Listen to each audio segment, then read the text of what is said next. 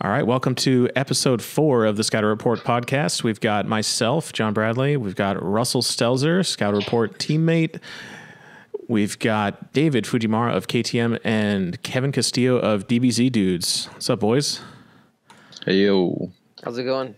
Pretty good. What's up? As DBZ dudes, not DBS dudes. I'm sorry. DBZ dudes. It always happens. They're already throwing shade. I'm sorry. It's okay. We love you guys. All right. So you guys just got finished with the East vs. West KTM Fight Night series. That was a crazy week. Let's talk about it. So conquest format, you guys, how was that experience? I thought it was a lot of fun. Shout out to the West Coast, best coast. Yeah. But no, it was chill. Like, I enjoyed just getting to talk with everybody because everybody was really good, obviously. So just getting to like pick their brains and like see how they like to make their decks different from like me. Yeah, I really liked it too. I think the whole like team kind of effort thing was really cool because I really liked watching Russell and all the other guys play and rooting for them, and it was really exciting when like they'd get a game and they'd lose a game, but we're like, oh, you know what, it's all good, we'll pick it up, you know. Playing myself, I was pretty nervous, but as like game day, I think once you're playing, it kind of just goes away and you just kind of just want to get the win. But it was really fun. I really liked it. I thought at first it was a little scary, like I said, but I think it was a really cool experience, and I definitely want to do it again.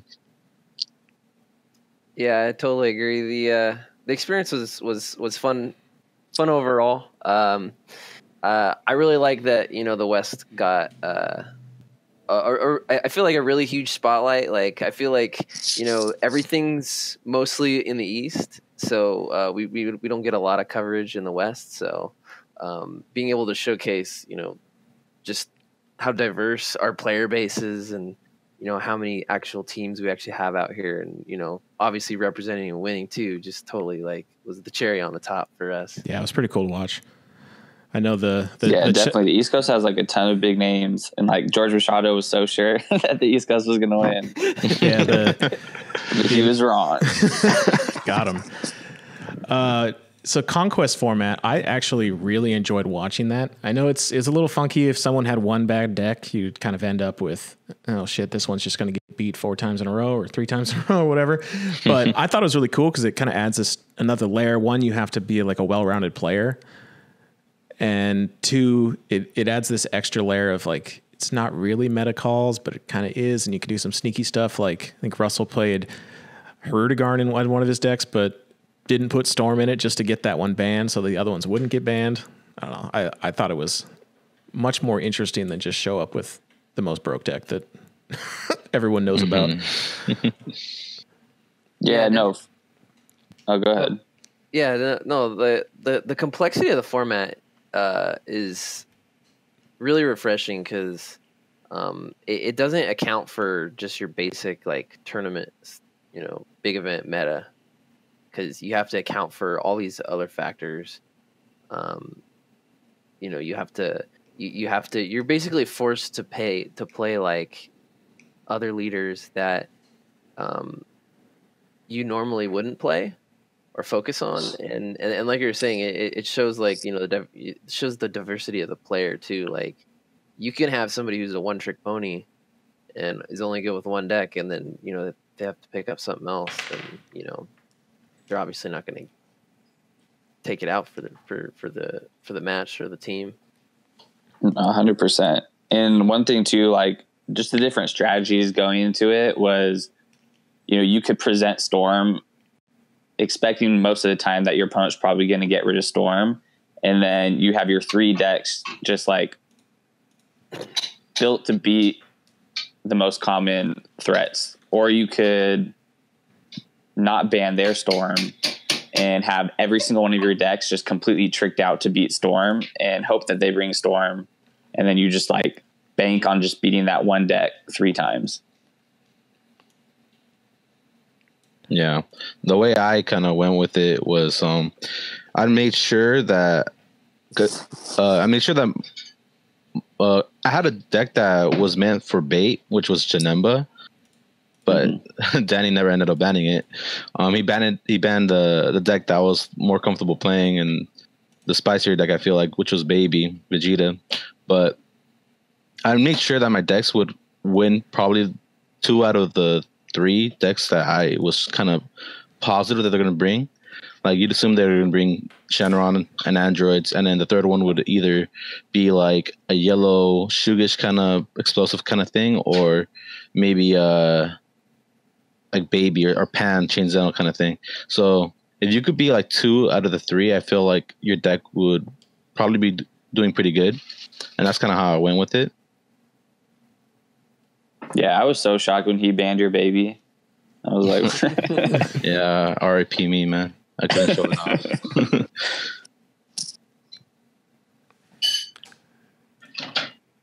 But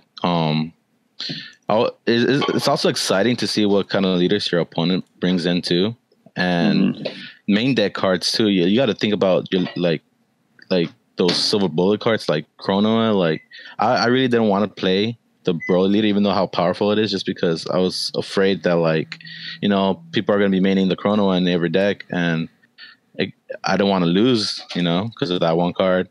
So it was definitely like tricky to like think about what you want to take, even though the deck's really powerful. You know? No, definitely. That's another big thing, was just side deck cards, because there is no side decking and it's just best of one with your decks. Like, always having to think about, could they have this side deck card main deck expecting to face a certain matchup? Like Haru was a big one that some of the people on our team were main decking just for the yellow and green decks that they expected to see. Well, I mean, they got to pick, what is it, 4 colors, one of each color, and then you ban one, so you could just ban one of the 2 non-green or yellow, and you instantly have 2 decks you're playing Haru against. Like, that seems really good. Yeah, it's crazy. Yeah, it shows it presents a real like poker mentality, which is really nice, because like sometimes when you're just playing, you know, regular just Dragon Ball Super, there you could like try to bluff things, you know, leave, you know, two green open for like a preemptive strike, even though you don't have it, or you could like, you know, you can bluff things, but it also like presents that in like your deck choices too. Like you guys were talking about with Russell's Hirudegarn, like, but the Hirudegarn out there, like, is it Storm or is it, you know, the mono blue control version? You know, the opponent doesn't know, so they have to, you know, take a chance. Choose. So it was really, I really like that aspect of like card games and being able to like, you know, get inside your opponent's head and kind of like, you know, mess with them mentally. Yep. Do you guys, I mean, I don't know if you could have that format be an actual format, like in person. It would take probably way too long, but if they ever get an online client, I feel like it would be extremely popular. Oh, 100%. It's just exciting. It's different and it's exciting because you have to bring 4 different decks. So it's not the same person just playing their favorite deck nonstop at every tournament, you know? Yeah. I feel like it'd do really well with a live stream too. Like, it was just, it was a very fun to watch compared to other, even like some of the more regional events. It's just more interesting to see that kind of second level of order thinking. It's cool. Yeah. And because since it was like a team event, like obviously like going to tournaments with their team is a lot of fun, but a lot of times you don't really get to watch their match. You're catching the tail end of their match because you're also playing in each round. So it was cool, like only playing one day, but then getting to watch everybody else and like cheer them on and like see their matches develop. Yeah. The being able to like, the main thing for me about the format in that sense is like, you see it in Hearthstone a lot, and usually like the meta stuff gets played, but you're able to experiment more and play more of that like rogue tier without a lot of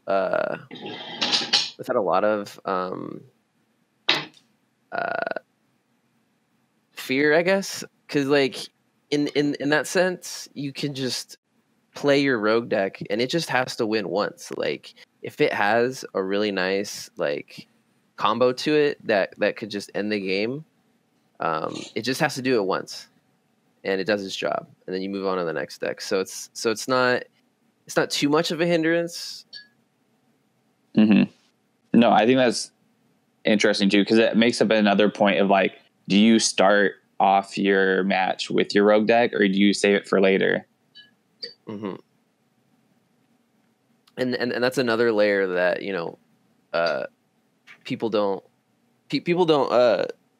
some people don't realize or see. Is like you can plan when to play your decks. Mm-hmm. So if you know a certain deck, like say you have a deck with Haru in it, and your opponent leads with their blue deck, and after their blue deck wins, and they're gonna play a green or a yellow deck, you can choose to play your deck with Haru main in it. So you can you can really strategize your rotation of your decks to for your advantage, basically. Mm-hmm. Yeah, that's pretty cool. All right. So Clash of Fates comes out tomorrow. Tomorrow. What are you guys looking forward to? I know that this new ban list just came out, and it kind of I don't know, ruined some of the cards. Not really ruined, but kind of made them pointless, like Borgos. But is there anything what are you guys looking forward into this new set? Any specific cards, any decks you guys are foresee, moving up in the meta? You guys are really excited for? Well, there's the Frieza stuff, the red Frieza stuff. There's the new Goku Krillin cards for green. Blue has the Barks crew, and yellow is the Namekians, right? Mm-hmm. Mm-hmm. Yeah. Yeah, I think I see potential in that red Frieza stuff. Just because that 5-drop could get around Gogeta, right? Because of the different timing window or something like that. It gets around Deflect. Yeah, it does. I think so. Yeah, so if Shenron Gogeta or just Gogeta-based decks, are going to be what's dominant, having something to actually counter that might actually be pretty good, Mm-hmm. And I agree with that.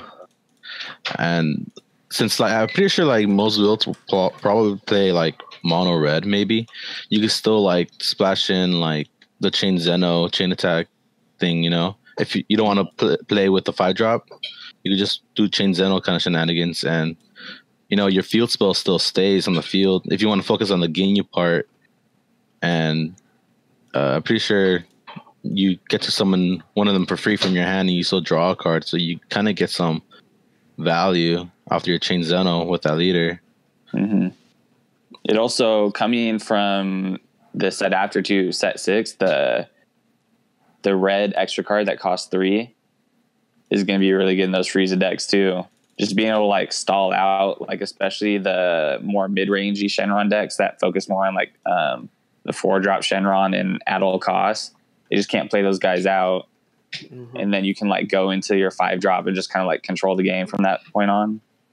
I think it's pretty cool. Yeah, to go along the red, I'm super excited for that for the secret. Mm-hmm. I don't know if I'm just overhyping the card, but I feel like that card is pretty nuts. It's what mono red needed. I feel. Sucks it's a BR card though. Yeah. You could play it in Pan. You could play it in mono red baby. I feel like it's kind of just a great one of in any mono red deck. It's just why would you not throw this in there? Yeah, exactly. Yeah. And looking forward to the next the upcoming meta. I feel like with all these hits that are going on, I feel like those mono red strategies are going to start coming out. Chain Zeno is going to be really strong going forward, I feel. It really helps that. Oh, sorry. No, go ahead. I was going to say it really helps red out just because, blue got this hit with unyielding to 1, and then and like storms just out of the way. So like all this red stuff is going to be able to like perform better, you know. That's why that's how I'm looking forward for this Frieza stuff. And I'm not really a big fan of Frieza, honestly, but this is pretty cool. I like the interactions you could do with the Ginyu Force, or just focusing on the Frieza swap thing, because it's pretty good. And I don't. Oh yeah, the 5-drop, you do need a Frieza red leader, but the leader's not that bad either. I mean, his awaken effect isn't so great anymore, just because Storm is like dead soon. Because it gives him like a bean effect, right? Like he gains 5k for like the end of your opponent's next turn, something like that. I think so. Yeah. Like that kind of could have helped out, like to survive, but its leader ability is not that great anymore, I think. Yeah, I'm also excited for the red feature rare, Kikono. I'm not sure if I'm pronouncing that right. I think that card Kikono, is interesting and has some, could be good depending on the deck it's in. So I'll read that. Which one's that one? I'll read it off right now. It's called Strategic Mind Kikono. When you play this card, choose up to one of your opponent's leader cards, and it gets negative 5,000 power for the duration of the turn. And you can't play Strategic Mind Kikono for the rest of the turn. So it's like an anti-bean, basically. It's just pretty cool. It's the first time they've done that. If you played it in like a Veggie or a Ginyu like Swarm deck, if you play this, you just play that guy down. If you played this in like a Pan deck or any red deck, and you play Fearless Pan, so there, I guess you probably couldn't play this in the same turn, but if you could, or even just like chain attack this out, it'd be pretty cool. Well, he doesn't require like a leader color, right? Nope. You can play in like Brawly and like just play him down and then Shugesh out Pan or something like that. Yeah, that could work definitely. Could even do if you played this in like a Shenron deck, you could Child's Wish it out and play it, hard cast it, negative 10,000. Just for the turn. It's crazy. I thought it said you can only play. Oh yeah, once per turn. Yeah, you're right. I should read. Yeah, the one of the decks I wanted to explore was mono red Ginyu veggies, or no, again not Ginyu veggies. Shenron Ginyu, and then just like I feel like you could swarm the board, and then on turn 3 you could play Kikono, and then Child's Wish out a Ginyu. So you're like swinging 20k Ginyus into like a 10k leader, or maybe even a 5k leader. Yeah, that'd be disgusting. Yeah, it's pretty gross. I'm actually still excited for Borgos though. I know like Storm's dead and that was like the main deck, but I don't like Silver Bullets, but I like cards that force your opponent to play around it, but can be played around. Like it doesn't have deflect or barrier or anything. Like you can just like pop it, and then its effect is just shut off. It's not like you summon it and it lasts for the entire game. Yeah. So I like cards like that actually like force your opponent to have to interact with you without just completely killing them on summon, Yeah, I agreed with that too. I always felt that the like blanket effect that like Corona has was kind of a little overboard. I mean, probably for Corona it was okay, but some of the other ones, I don't know. But yeah, forcing your opponent to like play around it is, I think, part of the what makes the game interesting. Yeah, I'm definitely not a fan of the cards that are like you play this and now you're locked out of the entire game from this mechanic. Like even Dende, where if your opponent has ever put down another energy, you just can keep doing it over and over. It's just like, really? That happened at locals. I did that to somebody where I was like, they played objection on their second turn, and then I was able to just like double Dende them like a couple of turns in a row, and then you Shenron keep bringing Dende back, and just like they could not get to their Gogeta, and I was like, GG. It's mean, Russell. Maybe Bandai's not worried about Gogeta decks because of Dende, but do you guys think like Dende's enough? They're not worried about Gogeta decks because they're trying to sell movie tickets. I think when you're playing against good players too, they sense the Dende, and they just like won't allow themselves to just be locked out turn after turn. It definitely slows them down just having the presence of Dende, but since we're going into a slower format, I don't think it hurts them too much. Yeah, but like going on with what you were saying with Borgos, the thing I like about Borgos is that that I feel like it's not getting enough light to the card, but you could play it in your green and yellow decks, and then that shuts off their Haru Haru. Like everyone freaks out about how oppressive Haru Haru is, but you just fit it into your decks, and it's like anti Haru. Yeah, you could literally play this bean in like Whis Coercion, and you have a solid kind of defensive package. Yeah, I mean most competitive decks as is play some sort of blue package just to play bean because the card's like that important. But I mean, moving forward without Storm, I don't know how important playing bean is going to be. I still think bean's going to be really big just because of Chain Zeno. Like if you go back to when like Red Blue SS3 was really big, Red Blue Harudugarn was really big. Like getting that bean off before they Chain Zeno'd you was a really big play, so that they would have to combo if they wanted to do any more damage to you after the Zeno. Yeah. I kind of want to go off with Borgos again for a little bit. Yeah. So a really popular card that people are playing in a lot of decks is At All Costs Vegeta, just because they like using it just to end games, and with the Shenron 4-drop, and something I noticed in the conquest format thing is that a lot of people couldn't really untap the energy when they did the at all costs, and they kind of didn't want to summon the at all costs because the Borgos was on the field, and like you guys were saying, like it kind of stops like like cards like that, the untap. Yeah, it kind of stifles like a win condition, which is really nice. I mean, green needed it. Like that was the biggest detriment to green, was just that your opponent sides in like 4 Haru Haru, and then that dreaded third turn. You're just like, please don't drop 3 on me. Yeah. That's happened to me before. Freaking 3 Haru Harus feels bad, man. Yeah. That happened to me games 2 and 3 at top 16 at Nats. Oof. Rip.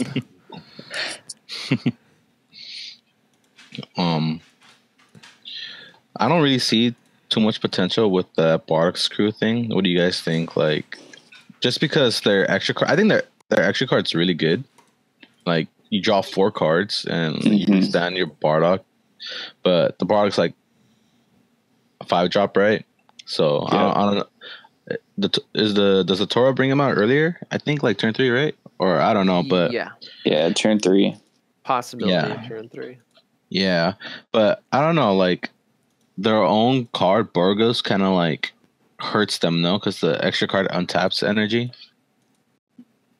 Right? Yeah, it untaps. Does it untap just 1 or more? It says untap up to 1 at the end of turn. I guess you don't have to untap, but it kind of you kind of want to untap though, Yeah, you don't want to tap out.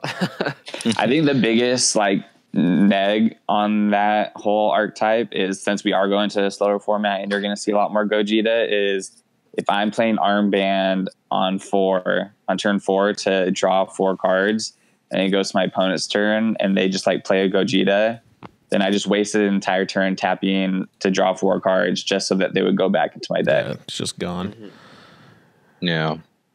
Well, at least Cell Chains. And the Bardock's only a single strike, isn't it? It's like a 5-drop single strike. Yeah, it's got barrier though. Yeah. That's good. Yeah, barrier. Yeah. At least he's at that. I mean, it's hard to get rid of. The whole point of the deck is to like be disruptive though, so it might be able to have the tools to get over.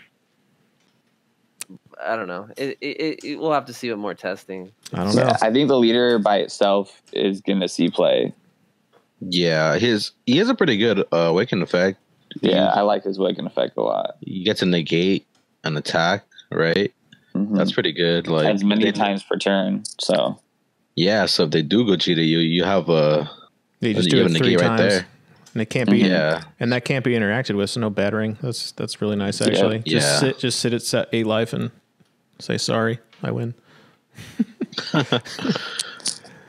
Yeah, I think I kind of like the Final Strike Bardock. Just as like I don't even know if it's gonna be that good. I just think it's a cool card. Like play that with the old yellow Zarbon, just standing back up, like try to combo through. Bye bye. Because every time you restand, they discard a card, right? Yep. Yeah, I think it's even when you get past the turn. So so they got to like cool. So they got to decide like which cards do I get rid of before my turn's over because I'm gonna lose one. I don't know. It's just one of those things that makes people think, which is always hard. I was hoping it wasn't going to be restricted to leader. Play that in friggin' Herudegarn and just destroy their whole hand. But so I could see you like running like a playset of like Borgos and then the 3-drop that goes into Bardock, like running like that package in it. Because you probably drop Borgos early. If it goes into your drop, then it brings the 3-drop down to only 2. So that seems cool. Like it could be a decent package. Yeah, just a small 12 card. Yeah, I was more interested in like their support cards. They have a lot of they have a lot of sneaky value in the deck. Like there's the one that you pull a Sane from your discard, and then it has like 5k combo connected to it, and it has a lot of like really sneaky value that if you don't actually like focus on the card, you just normally miss. So I was more interested in those cards for Bardock Crew, not really like the actual crew. I feel that was the downfall of Marcel, was his Bardock Crew deck. Oh yeah. Yeah, he got beat over and over and over. It's rough. And then there's the green Goku stuff. You played it with it, huh, David? Yeah, it has a lot of potential. It was really strong. I don't think it's meta viable, unfortunately, just because Janemba, like it. Oh yeah. You just can't beat Janemba with that deck. But you could play with like a Shenron deck, no? Because yeah, I was toying around with the Shenron build, but unfortunately you can't play Preemptive Strike in it. So Preemptive Strike's so good. Yeah, it was green leader only. I was just talking about it earlier. I had a mono green Shenron, like it was like pseudo discard, but it had the Goku package in it, like with the Krillins and stuff. And it was really good because, like, in my head, I was like, "Yeah, dude, you just like world peace out the Krillin, and then you have all this mana up to like preemptive strike, and keep your opponent off from the game." And then I was like, "Oh wait, you can't play preemptive strike." What about with that green Shenron leader? Dude, Pilaf. The Pilaf one, yeah. It's fire. So good. Pilaf. So good, dude. Pilaf is so good. No. Hey, if we ever get a green leader that gives us 2 Dragon Balls in one turn, there'd be money. It's over. Yeah, I'm really crossing my fingers for like Android 17 leader. Oh God, another Android leader. Yep. Maybe that's why they put Cell down to 1, is because they're going to give us an Android Wish leader. Probably. Yeah. It'd just be the most broken shit off. They're like, oh, you don't. Can you imagine Child's wishing out 3-drop? And I can also imagine you only need one in your deck because you just bring it back from the drop over and over and over. And the game's just terrible. Turn 2 Cell chain, consistent. Disgusting. I don't even want to think about that. We just figured it out, boys. We just figured it out. What do you guys think of that? The Chila, the beautiful card.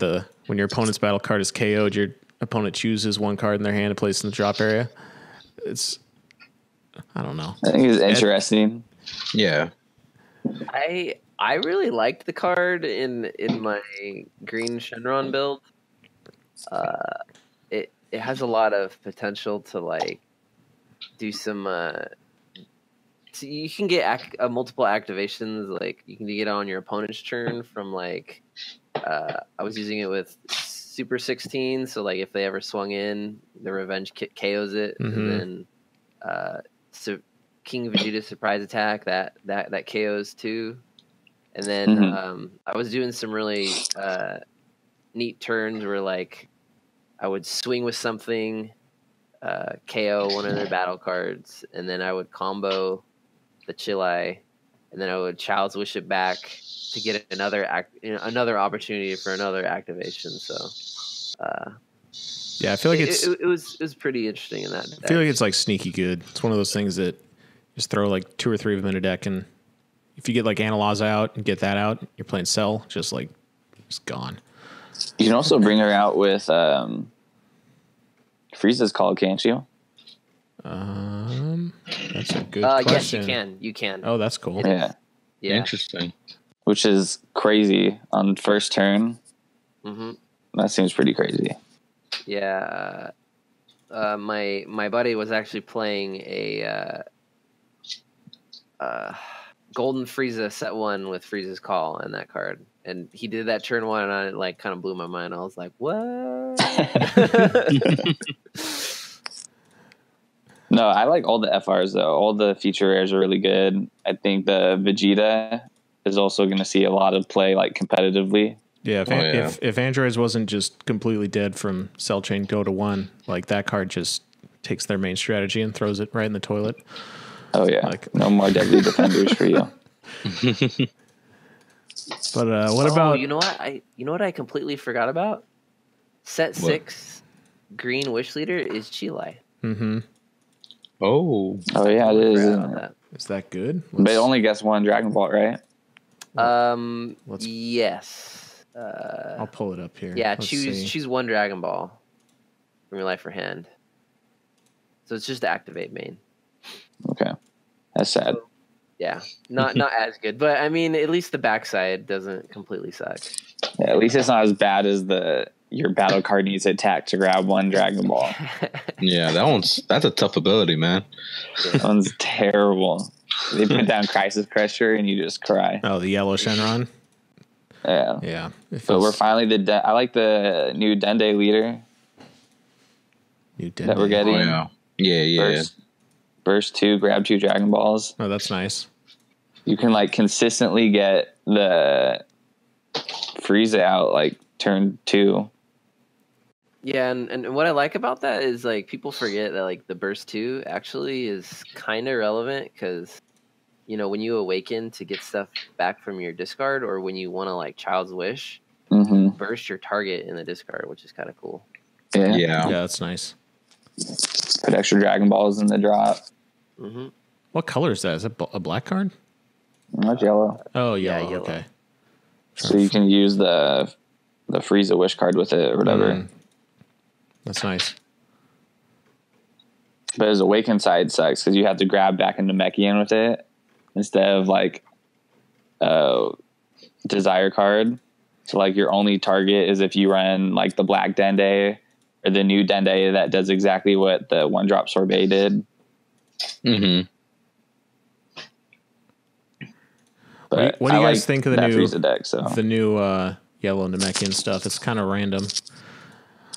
That Piccolo, I don't think it's enough for like a boss card for them, honestly.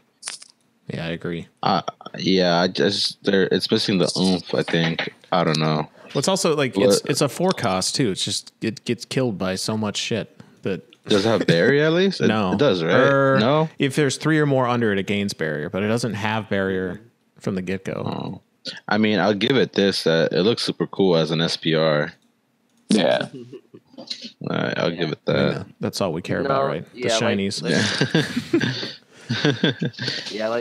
Like you're saying, it just doesn't have enough oomph. Like, when you think of big boss monsters, you're trying to like end the game with it, and I just don't think that Piccolo would like. You got to work. You got to do a decent amount of work to like get it to do its thing.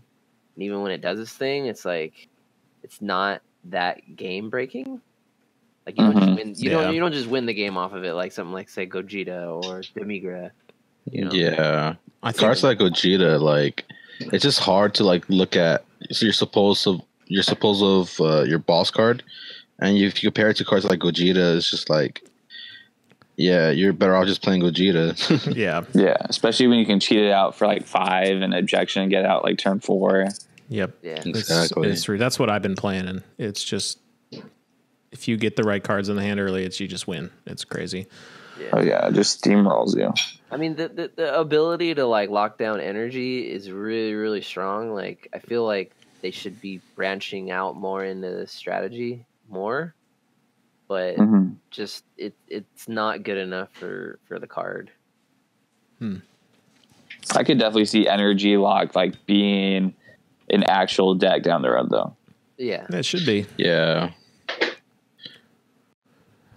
I think I could see that too. Go ahead. this yellow solar flare negate's pretty cool. Mm-hmm. Is that the one that turns one of your battle cards into Into a blocker. Blocker. Yeah. It's pretty nice, actually. I hadn't read it before. Yeah, takes all yellow. your cheap stuff and makes them useful? Yellow is super underlooked, I feel, in this set, just because of like, you know, its theme, the package of the Namekian stuff wasn't that like fantastic, but they got a lot of power creep, which was nice. Like, they got a better Bulma in the Dende. Mm-hmm. The Dende is just basically Bulma, but it has an extra effect added on. It's not going to be like that relevant, but it's a direct like upgrade. So that was nice. And then, you know, the solar flare was good. The assimilate is pretty nice too, because you can get super combos with that. So like finding your super combos, especially a good one like the defensive stance Piccolo. Mm-hmm. You know, that's nothing to like, you know, discount. Yeah.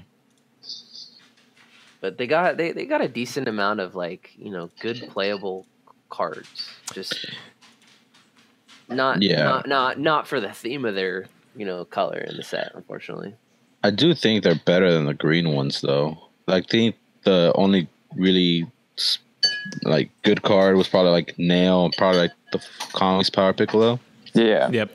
Everything else was just kind of like not enough to support the green archetype. Yeah, it was pretty garbage for the most part. I think that's something else interesting is like we've seen good Namekian cards, but they've been like mostly good just on their own, not with like the actual archetype. Mm-hmm. Yeah. Mm-hmm. Yeah. Yeah. But same thing with like what I was saying with like the Bardock's crew. Like they have some sneaky value. Like there's a lot of things that are like mini super combos because they give 5k and then another 5k. Yeah, or they replace themselves and you do something with it, so you kind of never lose value, which is nice. Mm-hmm. Yeah, like the one cost nail. It's basically a pay one, or it's a zero cost 10k combo at the least, because you can burst them into play, and then you can combo with them again. Or if you're playing the deck, you put them underneath, and that's another 5k. So it's, you know, you pay one, or you comboing for 0. So it's, you know, kind of like a super combo. That's pretty cool. Draw. I think we're starting to see that a lot more too, with just like those free combos in other colors. And I wonder if that's like Bandai's way of mitigating the fact that like blue's the only color that has like that beam-like effect. Like we've seen red got Baba, which is, I really like that card. Just being able to like combo for basically just a super combo on board. So I wonder if that's like their thought process is like give these other colors like more access to free combos since they don't have beam. I can see that. And they've also, like a lot of the higher cost cards too, they've stopped giving it a combo cost, which is nice. Like all the old stuff from set 1 and 2 is like 1 cost combo, 2 cost combo. It's like, well, I don't want to play any of these in my deck because I'm just going to lose. Yeah. Well, especially with like Shenron, since Shenron runs like 20, 25 extra cards. Like if your battle cards also cost 1 to combo, you're just like, you have no combo power in your hand. Yep. All right. So we got the ban list. We got, you guys have any, I mean, we could talk probably hours on the ban list, but any initial thoughts on that? How it's going to affect meta? What are you guys expecting to see once we get started up in, you know, the celebration events coming up? We got some big events coming up. So it's becoming real again. What do you guys expect to see? What do you think of the ban list? You go ahead. Go start. All right. So my the only card that I disagree with on the ban list was Unyielding Trunks.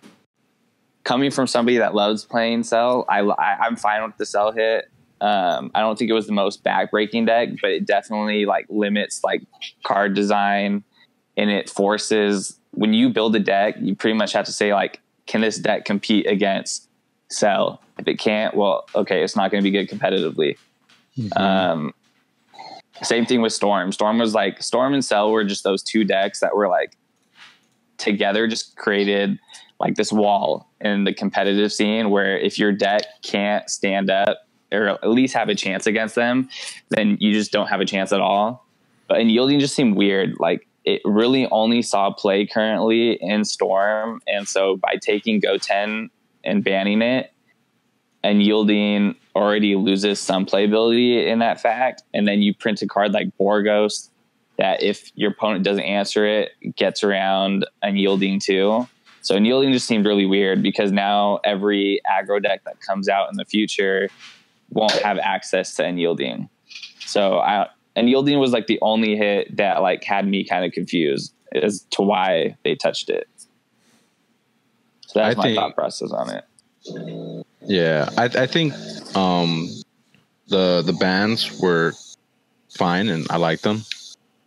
Flute, a 1 or 0, I don't think it's gonna change anything. Really, as long as it's not at 4, because that was a disaster. But the Unyielding, I feel like it could have stayed at 4, or if they really did want to keep it on check, even 2 would be cool, But 1 is probably was way too much, honestly, because Storm's gone now. I'm just assuming that maybe they're afraid of either future cards, something like that, or maybe they're afraid the Storm would still survive after that with the 2-drop Goku, maybe with the 15k. I don't know, maybe that's still like 3 damage in a turn. If you think about it, the Bardock swing, leader swing, and then the Goku swing. Yeah, but there's cards like Borgos now, that keeps Unyielding in check. So I don't see why they hit it that hard, but yeah, I agree that it was a little too much. I think it would have been nice to see Clash of Fates come out before banning that card or dropping that card to 1. Just let it be to kill Storm with the other with Go 10 and then see what happens. And then if it's still a problem, do it. But dropping to 1 right now seems a little aggressive to me. Yeah. And like all the main thing I have to say is just nobody panic. Yeah. Don't panic about like there being a ban list or restricted list, because like every card, the big 3 all have ban lists. It's okay. It's okay that this game has it. So I think ban lists are good for a game. Like I think just having it is like a good sign to like fix stuff. Like personally, if we wanted to create like a perfect list, I think like Gogeta 7, Chain Attack, World Peace, Cronoa, Shugesh, Haru, I would put all those dudes on there. But that's a completely different story for another time. But I like the fact that we have it because it can. I think if ban lists are made correctly, it's really healthy for a game. Yeah. Like the thing that I try to the thing that I tried to put in mind, on their base is, it might not be a good like player based decision, but it's also like they're trying to progress the game, with each set. Like, it's just natural for things to get power crept. They want new exciting things to come along. And the main reason why I was okay with the cell restriction was because they're trying to move on from that era. Like Cell had its time, it did its thing, it was good. They want to move on, and the fact that the deck kept coming back and never went away, was I feel stifling for them, and restricting it, I think, was them saying, okay, guys, it's time to move on. It's okay, and like that's the main thing is like for us as players, it's our job to explore all the different possibilities. And I feel when something like Cell Chain is around, people don't get that creative. They continually have to play around it. They continue have to play the same deck and test with the same deck, and it's like it's just gonna make us open our eyes and our play testing to other things, which I think is going to be refreshing. So, yeah, I know. I feel like they're moving towards more limiting and banning instead of errating, because I feel like erratas are more confusing to players. Because they could have like changed Cell to like mainly stick to the Cell leader, making like Cell exclusive leader. But I feel like that probably would have confused players or something like that. And I think I prefer a limited or a Banlists over erratas. Yeah, I agree with that. It's much easier to have a list than have to remember, oh, this one does this thing different, or like I even triple flash or whatever still bothers me. And with ban and limits too, you can always bring stuff back. Like if a format calls for it where this card isn't as oppressive anymore, you can ban it. Like they can go in and they can ban all the silver bullets if they wanted to, if they become too oppressive in a given format. But if you like errata stuff, it's hard to like errata something and be like, okay, now it's unerrated. Then there's just too much changing text where it's easier to say, you can't play this card. Okay, now you can play this card. Yep.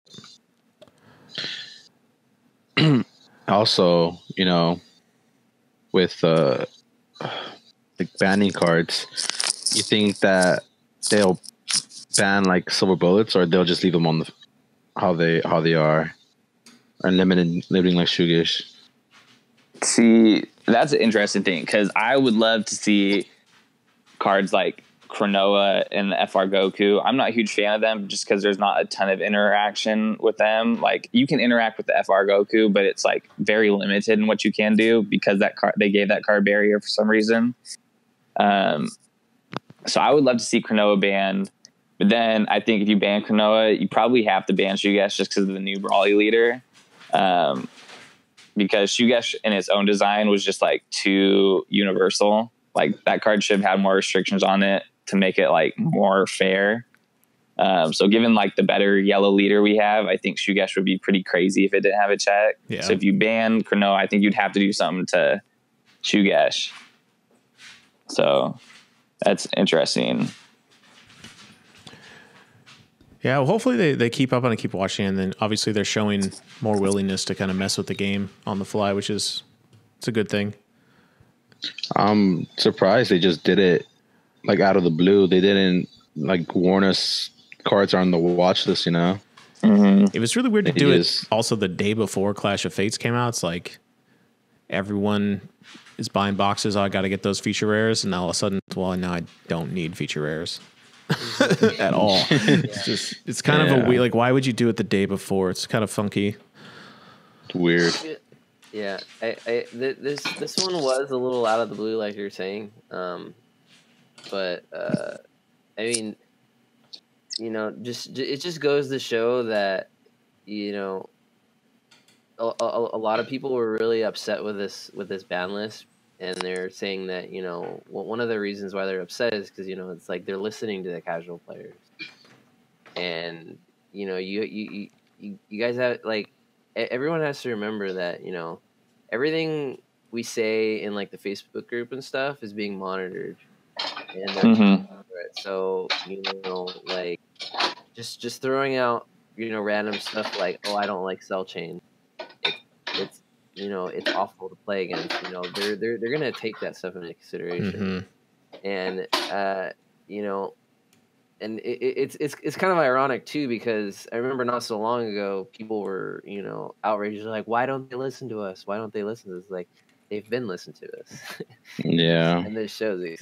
I feel like this is like the direct result of like basically one of the polls that we had. We had a poll where it was like, what do you feel like should be restricted or what should be banned. And I feel like they took a lot of data from that too. So. Yep. I got a question for you guys. You know, since we're talking about Banlists and stuff, with cards like, you know, Borgos and that Whist card that works just like Borgos, and I'm sure there's going to be a red card and green card, you know, versions of them. Do you think SS3 has like the potential of coming back, or you think he's just too strong no matter what, or just now's not the time just yet? I think it'd be interesting. I mean, I think that's something that's also at the Bandai too. You know, they've been testing SS3, in it with like a bunch of different builds, and if it wasn't as oppressive as it was before, then I mean, I don't know. Maybe it could come back for a trial period. Like, it wouldn't hurt, you know, if they had their watch list. So like, what if they like brought it off and it was like, okay, it's still on our heavy watch list. You know, there's a big tournament coming up. If it comes in and it's like 29 of the top 32 again, you know, we'll put it back on that ban list. But like, that's the cool thing about ban limit lists is you can decide to bring something back and then you can just ban it again if you need to. Yeah. The interesting thing for me about the whole SS3 situation was part of why it was so oppressive was the color. Like, blue was at the time like the best color, and part of it was flute. And now that flute is completely out of the equation, it devalues the color a little bit. You know, with the silver bullets and stuff, like the debate was always, you know, with should you bring it back, is how would the silver bullets affect them? Like if you play Dende against SS3, you know, they're already playing a turn ahead. So the question is it enough? You know, is Dende still going to be enough, you know, to set them back, even though they start a turn ahead? Yeah, and then the other thing was to look at is that what happens when SS3 doesn't use its ability? They still get an untapped 3 once they're awakened, and they don't get hurt by Dende.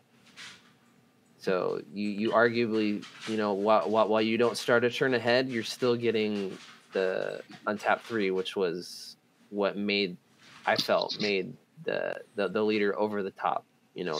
Yeah, absolutely. I think it would definitely do some damage to Shenron too, because like Shenron likes to sit back, not attack you, not let you awaken. But them just being able to go, okay, I start with 6, and then like turn 2, I can play like a Tapion, awaken. Now I have all this advantage. Like if SS3 came back, I think that would be like the death of the hand destruction Shenron, because then all of a sudden now they just have so many cards in hand, and your hand destruction game plan's kind of like done. So I think that's interesting, because then they can start applying pressure and doing what they wanted to do pretty early against Shenron decks.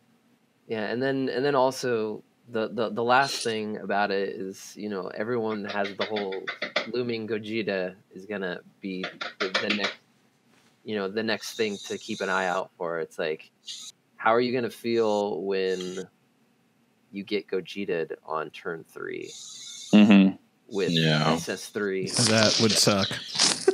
That might be a little tough just to get the sparking engraved, but it's not impossible. Yeah. Yeah, I mean, I guess Rudigarn gets a discard every turn. So yeah, SS3 would be a lot harder. You'd have to be, I don't know, what tech to like maybe mill some. You need something. You could just play the Tapion combo that mills from your own deck. That's true. Which was the that was actually the tech back in that area when it was like mono blue SS3. You played that card to get the 10 overrealm for Fu. So it's very similar. Funny. Yep. I also think good times with that card. I also think that the SS3 thing is like with cards like Dimension Magic.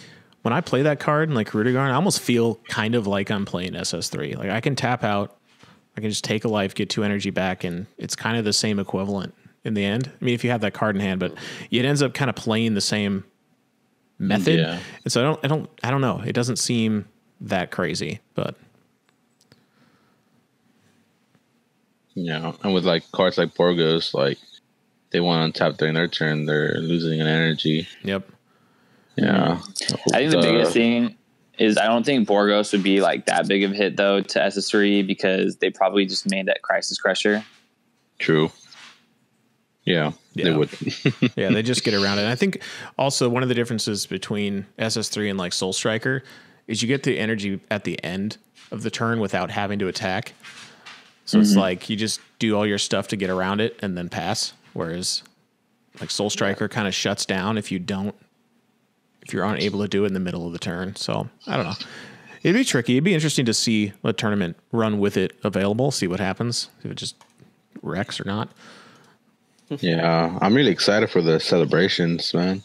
Yeah, where are you guys going? You guys going to probably San Diego, I'm guessing. Yeah, for sure that one. Yeah. You guys We're definitely going to go one more, but I'm not sure which exact one. Yeah, I think the only bad thing about the celebrations is San Diego is the tail end. So it's like all the products already devalued. Everybody has it all. So it's not like, Yeah. It would be nice for them to hit, the West Coast, Best Coast first, Yeah, it would be nice. What about you guys? Scatter Report gonna swarm these events? So we're gonna try. Yeah, so I think we're 100% going to San Diego. That's like no doubt. And I think we're gonna bring two teams of 3 for that. Nice. And then I'm gonna try to go to Chicago. If I think one of our other, I think Alex said he could go, and if we can get one more, we'll go to that. Cool. So cool. It's pretty crazy. The flights to Chicago are like the same price as the flights to San Diego, so it's not bad. I already know right now, dude. I can predict it. Scout Report versus DBZ Doodz, right, Russell? Let's hope. Oh, that'd be fire, dude. That'd be so good. So we're hoping for. Me and Kev only played once in a tournament. What was that, LA? First round of LA? And then a draw with those terrible time rules. Oh God. Man, that was a disaster. LA was bad. All right, New Year, guys. New Year, right? They finally got it right at Nationals. Oh, yeah, that went well. Yeah, by going back to the original rules. Just don't mess with it. Are you guys going to go to Vegas? Yeah, we are. You guys are going, right? Oh, yeah, we'll be there. I will not, but...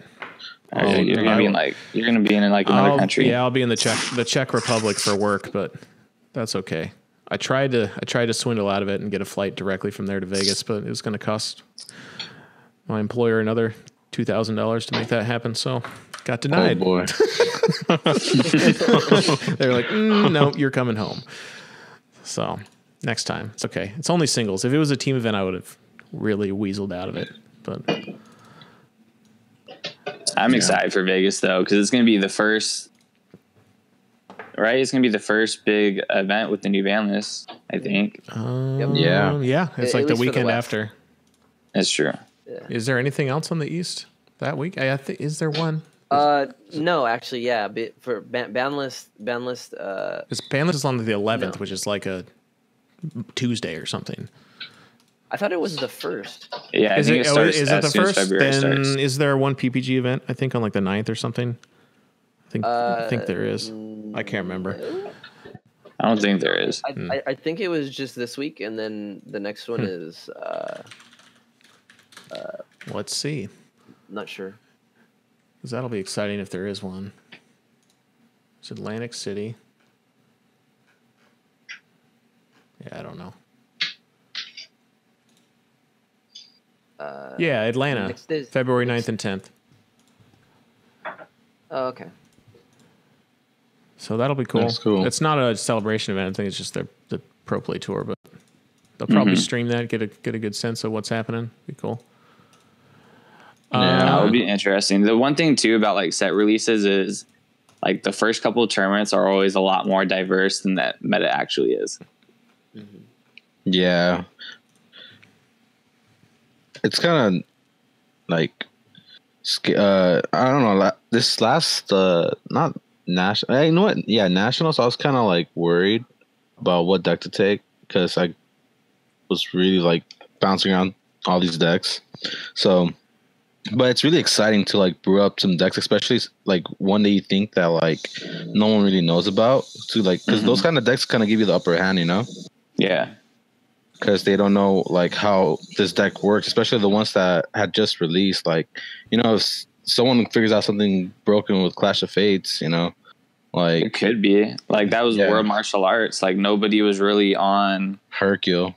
Right? Hercule. I remember going into Vegas, like it just felt like rounds just felt so free because people like just did not know like what to do against Hercule. And you drop Demigra and they're just like, what is going on?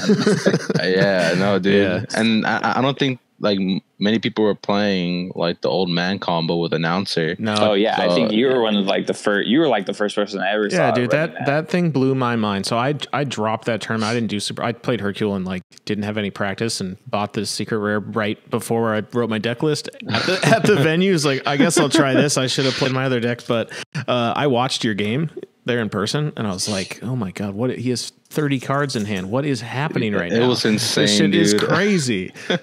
Announcer is like such. It was such a good call for that event because like all the people that were like on Hercule were like all top tables, you know. And announcer was, I mean, it was a really tough matchup. I only played one and like was able to squeak it out, but I don't think it was a good matchup for Hercule. I think announcer had the edge in that matchup because they could just sit back and not awaken you and just draw a bunch of cards. And if you didn't see your awakening early, then you were in a lot of trouble against announcer. Yeah, but the dream is dead now. Janemba kind of like Yeah. punishes you for drawing 30 cards. Yeah. Right. I mean, Yeah. That turn was ridiculous. Your opponent's like, can you count how many cards in your hand? And you're like, okay, hold on 2 minutes. yeah, that was like the main reason I struggled with Hercule is because it's like I've never had this many cards in my hands ever before. I haven't played this deck before. I don't know what card to use right now. What is happening? It's just ridiculous. Yeah. And of course, Brian had to be the one dude on U7 at the entire tournament. Oh yeah, Ugh. dude. I remember because the round before, because me and him played in round 7 when we were both 6-0. I think the round before he played against your buddy playing Hero Veggies.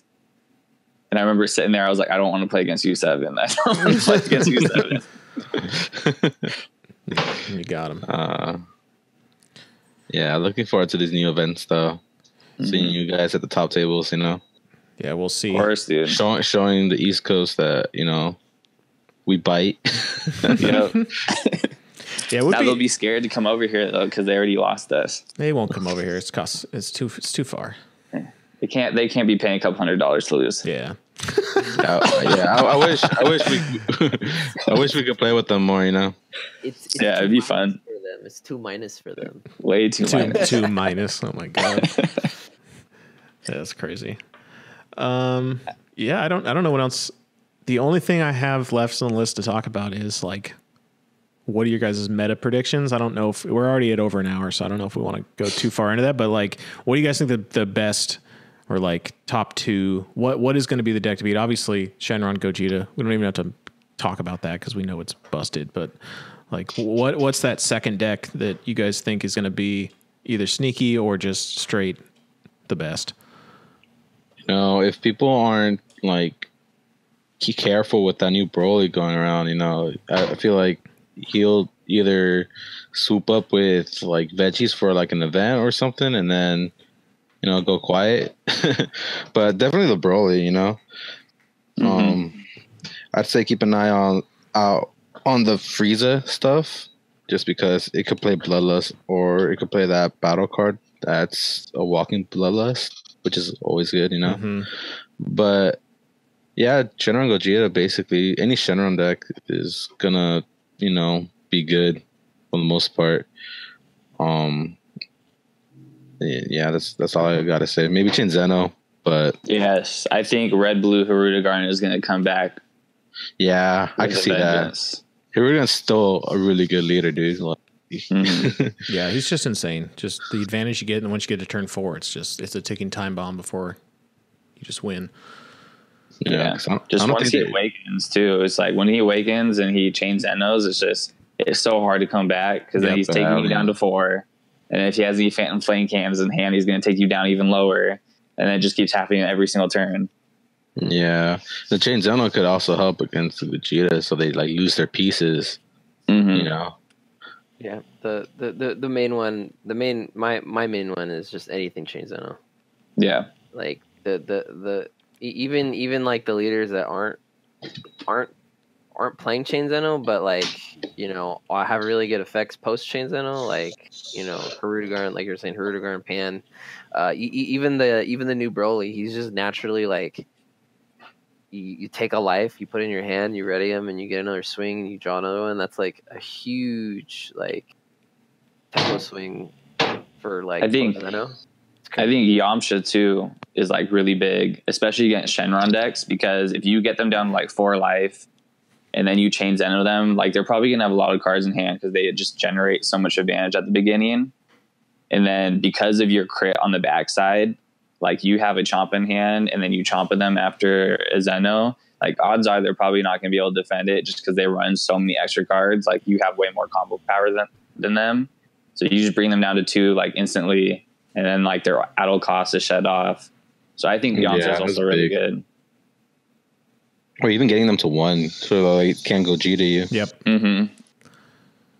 That's basically what I did at locals yesterday. I was playing against Goji to Shenron, and my hand like wasn't good, like that good at all. So I like went all in to bring him down from 3 to 1, and then he passes. He goes, "Shit, I can't Goji to you." Game over. But yeah, that's my prediction. Yeah, I kind of think the same as you guys. I don't know if there's anything that's like out there that is super going to come out of left field. Maybe some kind of hand controlled variants that are interesting, but I don't know. We'll see. And you could see things like, what was it? The blue green. Remember we used to play blue green SS3 control. You might see some of that because that was really good in kind of the slightly slower format, but it does lose hard to chain Zeno. So yeah, also, I think if you're going to Kami, go that more control route, is just mono blue. Yeah, mono blue is just still really good. But yeah, I think that's a wrap. Yep. Thank you guys for joining us. Hopefully this was fun for you guys. We'll try to do it again. It was tons of fun. Yeah, thanks for having us. Yeah, you're welcome. And yeah, it's hard to end things. I'm sorry. So, All right. yeah, peace out.